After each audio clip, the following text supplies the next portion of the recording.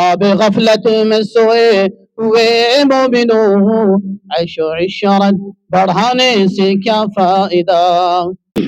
الحمد للہ کفا وسلام علی عباده الذین اصطفى، ما بعد، فقد قال الله تبارك وتعالى في القرآن الكريم: أعوذ بالله من الشيطان الرجيم، بسم الله الرحمن الرحيم، وما خلقت الجن والإنس إلا ليعبدون، وقال تعالى: وما أرسلناك إلا رحمة للعالمين۔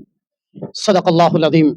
حضرات محترم سامعین کرام اور ہمارے مائیں اور بہنیں،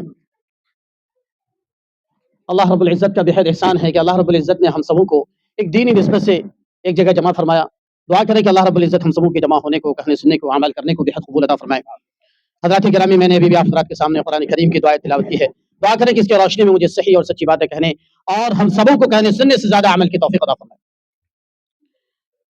یہ تو ہم سب جانتے ہیں کہ اللہ رب العزت نے جو ہم سبوں کو دنیاوی زندگی دی ہے، یوں ہی بیکار بے مقصد نہیں، بلکہ ایک مقصد ہے۔ وہ مقصد یہ ہے کہ ہم دنیاوی زندگی میں رہ کر کیا ہے، آخرت کی تیاری کر لیں۔ عبادت اہل اسلام کا تشخص ہے، خاصہ ہے۔ ریاضت مسلمانوں کی امتیاز ہے۔ مجاہدہ اور مشقت اللہ والوں کی نمایاں وصف ہے۔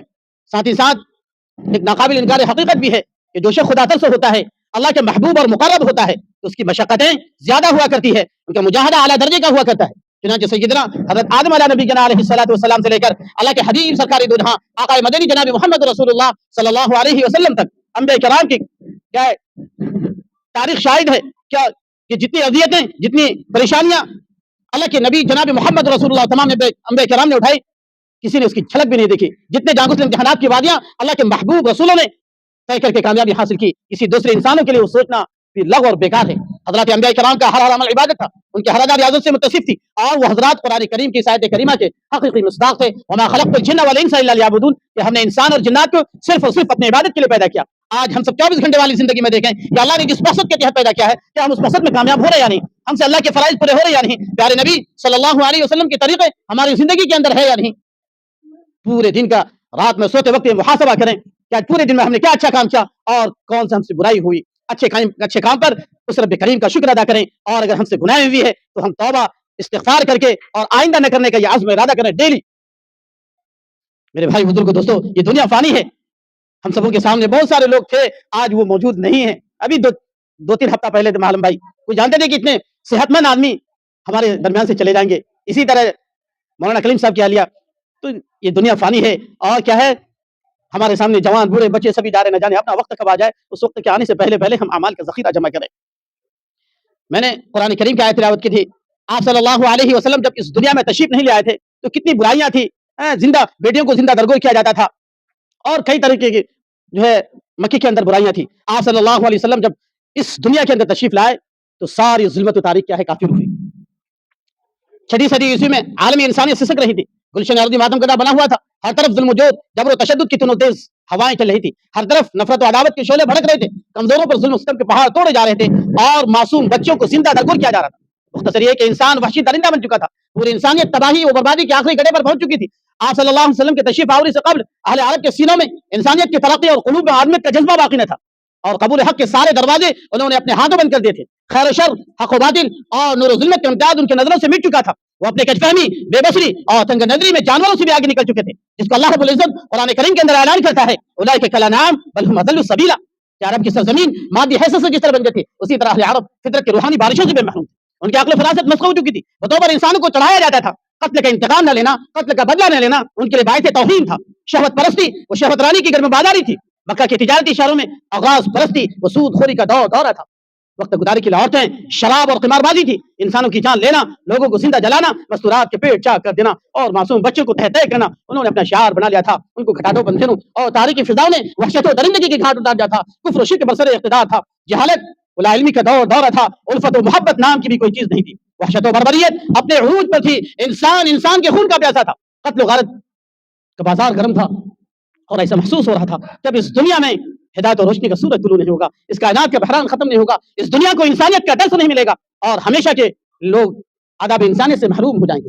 ایسے نازک اور پرآشوب دور میں ایک ایسی ذات کا ظہور ہوا جس کو اللہ کے نبی جناب محمد رسول اللہ صلی اللہ علیہ وسلم کی ذات کہتے ہیں۔